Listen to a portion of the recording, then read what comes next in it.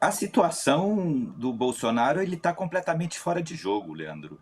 Não existe a menor e mais remota chance dele estar na urna. O Bolsonaro, para poder voltar à vida política, depende de que um aliado seu volte a ser presidente da República, no caso um Tarcísio, ou um dos seus filhos, ou alguém que entre no Palácio do Planalto com o apoio do seu eleitorado, para tentar anistiá-lo, indultá-lo, porque se não for assim, o Bolsonaro está, pelos próximos mais de 40 anos, fora da vida política. Ele tem uma condenação de 27 anos, depois que termina a condenação, ele ainda tem 8 anos de inegibilidade. Então, o Bolsonaro está fora da vida política brasileira, a não ser que algum aliado seu volte ao poder e lhe restitua os direitos políticos, né, que dê uma anistia para os seus crimes, que ele seja perdoado, inclusive, pelos delitos eleitorais, para poder voltar para o jogo político.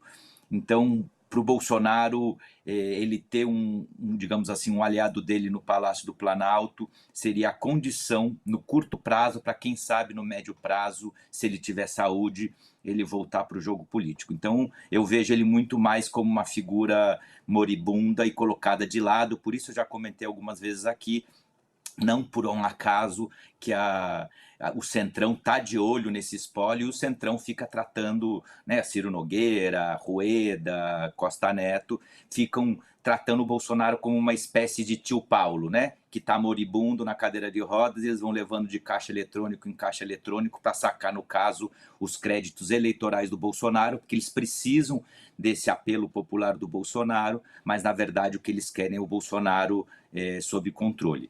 Então, essa é a verdade. O Bolsonaro hoje está absolutamente fora do baralho até 2027. Se nas urnas em 26 ele tiver um aliado, a situação que vencedor, né? Se ele tiver uma maioria no Senado, um vencedor para o Palácio do Planalto, ele pode tentar, aí sim, através de anistias, indultos, graças, perdões presidenciais, conseguir voltar para o jogo político. Caso contrário, o que ele tem que lutar é fazer o que ele está fazendo para tentar conseguir uma prisão domiciliar, porque o caminho e o destino dele, a princípio, é a papuda. Agora, como ele vai se comportar ao longo desses próximos tempos, dialogando com o que a Carla falava do cálculo político eleitoral, ainda que o nome dele não esteja na chapa, a gente vê, né? A gente vê talvez uma pressa do Supremo em encerrar o processo de julgamento do Bolsonaro ainda esse ano, mas para o Bolsonaro e para a família a ideia é atrasar isso ao máximo. E parece que para o Palácio do Planalto e para o Lula também é interessante que isso demore.